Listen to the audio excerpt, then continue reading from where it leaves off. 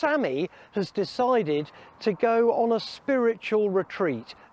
We call it a holiday. But never fear, Alan Millyard's here. Well, he's not here, he's in the shed.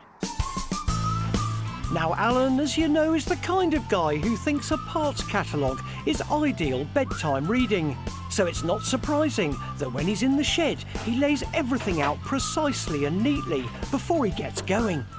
Alan? Henry. Hey, come on, mate. Feast your eyes. Now, Alan's been having a small tinker, and we've added a few more accessories, haven't we, Alan? We've had to put the mudguard on. We've had to put a glorious mudguard on. We put a steering damper on. Most especially, though, that is stunning, isn't it? The new Speedo. So, Alan, today, am I right? We're going to put the engine in. Engine in? Hopefully, all being well, all these Millyard nuts and bolts just line up somewhere and we'll get the engine in. Right, I've got it, look. The engine is attached to the frame with 6 plates, but before you can get them in, you have to do the heavy lifting.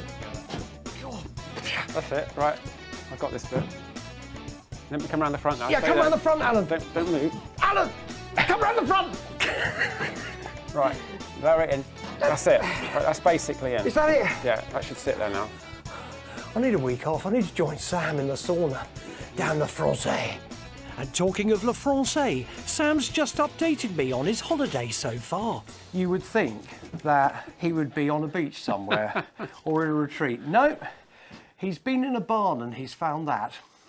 So that's what Sam's doing on a holiday, basically looking in sheds, which he could be doing with you and me here, couldn't he? That's the hardest bit. That's the hardest bit. Good, and he missed that as well. But next thing is tea, then the gearbox. The Gold Star was pre-unit, so it had a separate gearbox, which sat in the frame behind the engine. Nearly, wiggle around, give it a poke.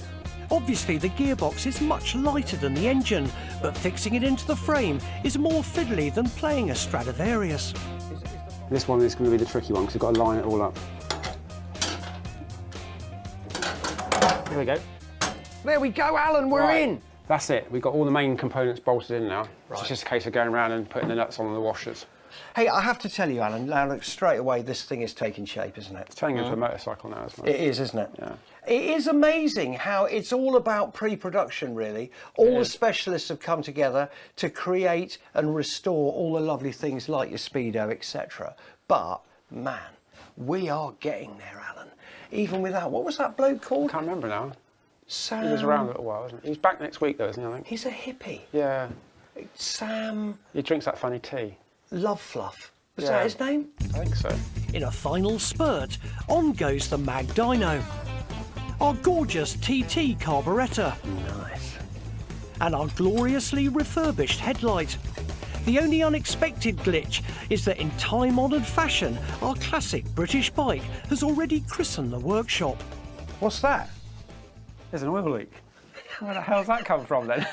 It's not even under the engine. Now tell me, how'd you get an oil leak with a motorcycle that isn't oil in frame, there's no oil in the engine, right, or gearbox or anything?